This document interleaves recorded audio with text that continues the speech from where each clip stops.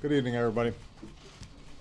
As all of you know, a few minutes ago, the grand jury deliberating the death of Michael Brown issued its decision.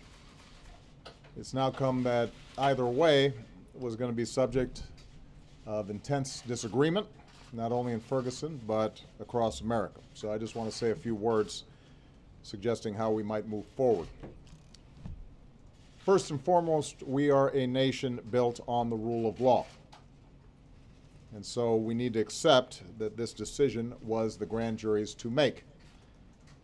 There are Americans who agree with it, and there are Americans who are deeply disappointed, even angry. It's an understandable reaction.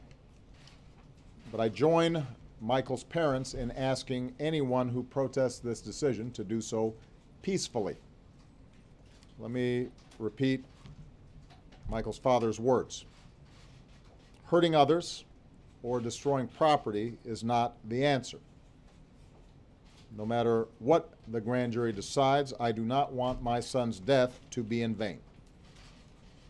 I want it to lead to incredible change, positive change, change that makes the St. Louis region better for everyone. Now, Michael Brown's parents have lost more than anyone.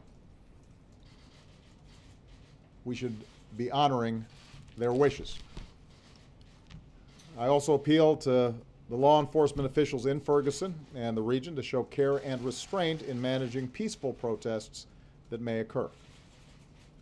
Understand, our police officers put their lives on the line for us every single day.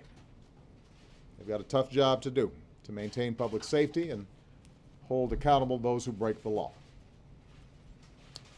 As they do their jobs in the coming days, they need to work with the community, not against the community, to distinguish the handful of people who may use the grand jury's decision as an excuse for violence, distinguish them from the vast majority who just want their voices heard around legitimate issues in terms of how communities and law enforcement interact. Finally, we need to recognize that the situation in Ferguson speaks to broader challenges that we still face as a nation.